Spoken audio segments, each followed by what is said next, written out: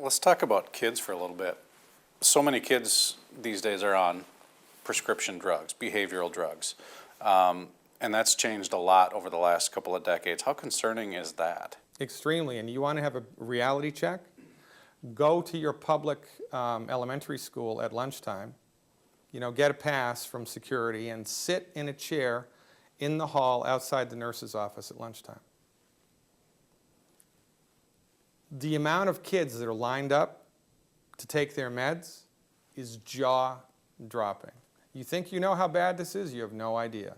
It is an epidemic of biblical proportions. How many kids are on psychoactive meds? It's a problem. Now, again, there's a legitimate thing going on here. There's a legitimate problem that these kids have with concentrating. They're not making it up, and it's not because of a bad educational system. These kids are not right in the head. Something needs to be done. Why aren't they right in the head? Because what do they have for breakfast? Margarine, Sunny D, sugar smacks, right? And then for lunch, skim milk and pizza, right? Loaded with gluten. They've never taken a vitamin supplement in their entire life. Their body is developing in an undernutrified state. And so guess what? Something's going to break. So they can't think straight. They can't concentrate. They're crazy. They're reactive. There's a medical doctor, one of the few medical doctors, MDs in the country that I respect. Her name is Doris Rapp, R-A-P-P. She did groundbreaking work on the relationship between the consumption of foods that children are allergic to. And I'm not talking about an immediate hypersensitivity reaction like you eat a peanut and your airways swell, right? This is a different type of an allergy. It's called a delayed hypersensitivity reaction mediated by immunoglobulin G in the human body. So you'll eat a food that you're allergic to, and 10 minutes later, these kids are going off the wall. Off of the wall. Their behavior is unbelievable, and it's uncontrollable, and it's not the kid's fault. It's a biochemical reaction that's happening in the body because they've just consumed unwittingly a food that they're allergic to. Doris Rapp was on the Phil Donahue show. Remember the Phil Donahue show? Yep. It was a great show, right? Mm-hmm. When she was on, they had more viewers than on any other episode in the Phil Donahue show. And this was back in the late 70s, early 80s, right? Yep. This was a big problem then. It's still a big problem now. And again, you must understand, right?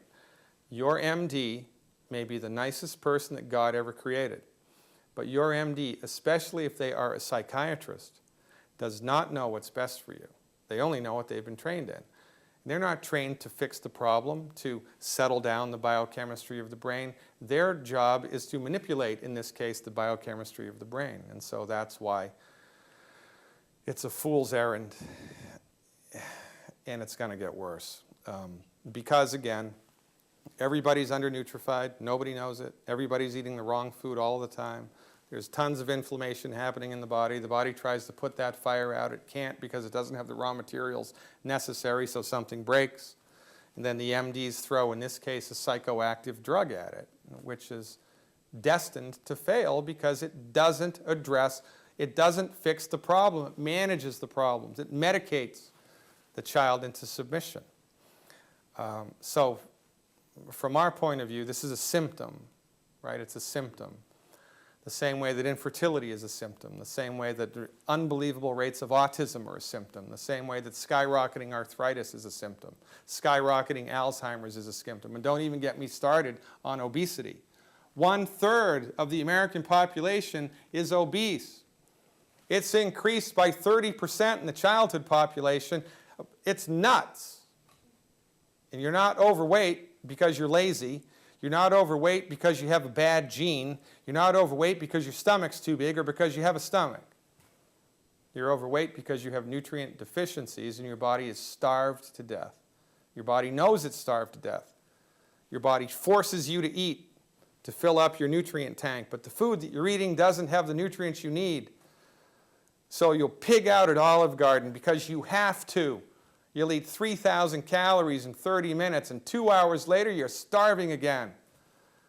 And then you go to your medical doctor and he tells you your stomach's too big, so gastric bypass or lap band surgery.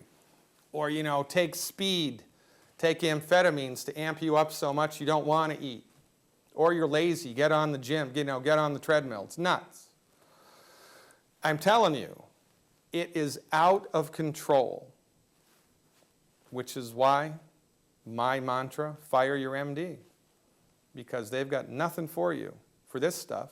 Now, heaven forbid you have a bullet in your arm, your leg snaps in two, you have a bleeding artery, go to the MD, because that's their wheelhouse.